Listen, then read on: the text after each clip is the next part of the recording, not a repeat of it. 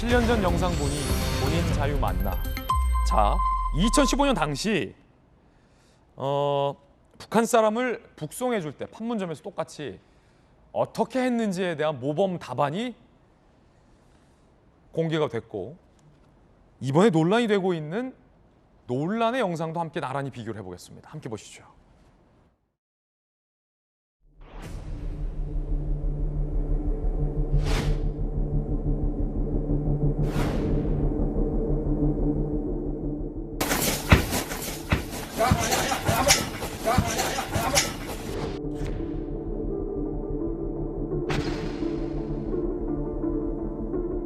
박수는 본인 자유에서 고향으로 돌아가는 건 맞습니까? 네.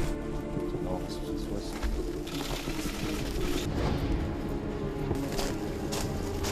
씨? 본인 자유의사에 따라 돌아가는 겁니까? 본인 자유의사에 따라 돌아가는 겁니까? 네, 안녕히 가십시오.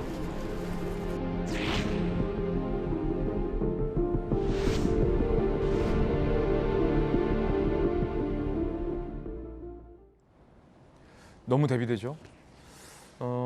본인의 자유의사에 따라 돌아가는 겁니까? 누구시? 신원과 재차 공무원이 묻습니다. 몰라서 물었겠습니까? 다시 한번 확인하는 거죠. 네, 안녕히 가십시오. 친절하게.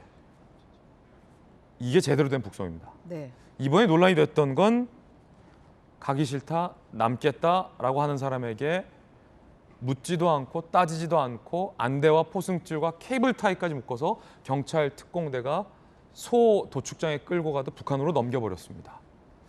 여야가 정쟁을 하고 있습니다만 어떻게 북송을 하는 것이 맞는 것인가라는 의문 앞에서는 확실히 대답할 수 있을 것 같습니다. 전재 의원님, 두 영상 비교하셨는데 어떻게 보셨습니까?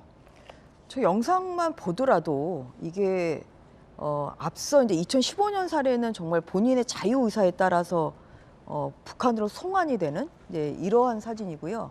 그 이번에 공개된 이제 영상은 가기 싫은 사람을 억지로 떠내미는 자유의사를 오히려 자유의사에 반하는 그러한 것이죠. 그래서 이제 국민의힘에서는 이제 이런 점을 중점적으로 지적을 하고 있습니다. 그리고 저희 의원실에서 지금 입수한 이런 자료에 의하면 언론에도 나왔습니다만 이게 북송이 아니라 통일부에서는 이 용어를 추방이라 그러더라고요. 추방. 예.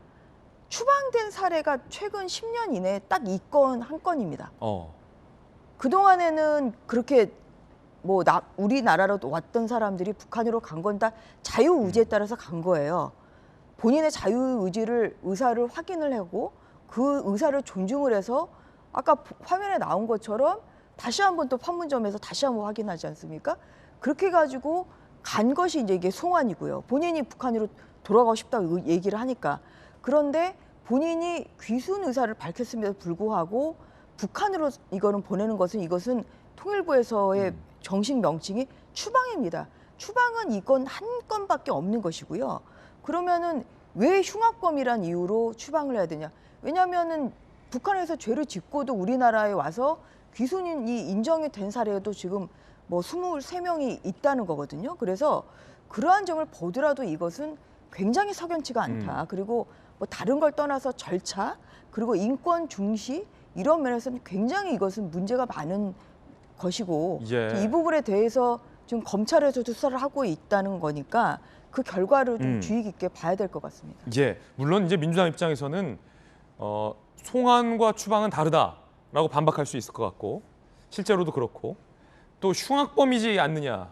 앞서 이 북한으로 송환됐던 그냥 선량한 북한 사람들과는 다르지 않느냐라고 반박을 할 수도 있겠습니다만 제가 질문 드리고 싶은 건 이거예요. 흉악범이든 아니든 그건 중요하지 않고 흉악범 얘기는 이제 그만하고 흉악범이라 치자고 하더라도 충분한 조사 과정과 송환 절차에서의 범죄자에 대한 설사, 인권이라는 것이 지켜져야 되고 그것이 북한과 우리가 다른 지점일진데 2019년 당시에 민주당이 주장한 저 흉악범을 보낼 때의 그 장면은 인권이 지켜졌냐라고 할 수 있느냐라는 겁니다. 네, 그래서 저는 이제 국민의힘에서 문제 제기한 특히 이제 북한군은 우리의 주적이지만 우리 북한 동포는 우리의 가족이지 않습니까? 그런 인권에 대한 문제 의식과 그런 가치, 그걸 이제 비판하고 개선하는 것은 진일보했다. 그러나 이것을 정쟁으로 가서는 안 된다는 말씀을 드리는데요. 계속 말씀드린 게 귀한이 아니지 않습니까? 16명이 살해했고 그래서 그것을 본인이 살기 위해서 넘어왔으면 국내법에서도 비정치적 중재 범죄자는 허용, 그러니까 입국, 그러니까 귀순을 허용하지 않고 추방하겠다는 있는 것이다. 그래서 추방하고 귀환하고 그 절차는 좀 다른 것이고 단지 이제 문제 삼는 거는 그런 절차뿐만 아니라 그런 조사가 충분히 되었는지는 저는 그 비판은 맞다. 그러면 그 당시 2019년이지 않습니까? 그럼 그 당시에 통일부와 국정원은 거기에 대해서 동의를 한 것인가? 지금 보면 검찰에서도 이 사건에 대해서 8개월 전에 종결했단 말입니다. 그런데 바뀐 거는 통일부와 정부 기관이 어떤 스탠스가 바뀌다 보니까 이 검찰 수사가 새로 시작한 것인데 왜 3년 동안 그러면 통일부와 뭐 국민의힘 기관들이 가만히 있다가 왜 정권이 교체되고 아이러니하게 이런 것들이 계속 문제 제기하냐 이것에 대해서도 조금 이제 의심에 가는 것이죠. 자, 여러분들은 어떻게 생각하십니까? 흉악범이다 아니자의 논쟁은 그렇게 이번 사건에 있어서 본질적이지는 않은 것 같아요. 흉악범이라 하더라도 과연 충분한 조사와 절차적인 과정이 생략된 채 저렇게 보내는 것이 과연 온당하냐 민주정부에서 라는 의문이 계속해서 되뇌이는 장면이 아닐까 싶습니다. 여러분들의 판단과 의견도 궁금해집니다. 그런가 하면 서해 공무원 피살 사건과 관련해서 9곳에 대한 감사가 착수됐다는 뉴스도 나왔습니다. 감사원이 다음 달 23일까지 서해 공무원 피살 사건 관련된 통일부, 국정원, 안보실, 국방부 9개 기관 대상으로 실질 감사를 진행한다라는 소식이 보도되고 있습니다. 정부 및 청와대 보고된 과정 및 특히 국정원의 부적절한 개입을 집중 조사할 전망이다라는 이야기입니다. 정혁진 변호사님, 감사원은 행정부와 별개로 독립적인 감사가 원칙입니다. 그게 감사원의 생명입니다. 감사원이 감사를 못했을 경우는 빛과 소금을 잃어버리는 거다라고 최재형 전 감사원장은 당시 감사원 직원들을 상대로 질타한 바 있습니다. 정부 눈치 마라. 독립감사가 진행돼야 될 것이고 문정부, 윤정부 구분 없이 객관적으로 진행돼야 할지인데 우리 국민들의 궁금함은 그겁니다. 누가 많은 사람들이 볼 때 이건 월북이 아닌 걸로 보이는데 그때 정부에서 갖가지 말도 안 되는 이유를 들면서 월북이라고 규정했던 것과 관련해서 감사원이 들여다보겠다 이거죠? 네네. 그러니까 결국은 월북이라고 하는 거는 주장하는 사람이 입증을 해야 된다라고 제가 지난번에도 말씀을 드렸는데 과연 그렇게 입증을 할 만한 그런 증거들이 객관적으로 존재를 하고 있었는가 거기에 대해서 감사원이 들여다보겠다는 이야기고요.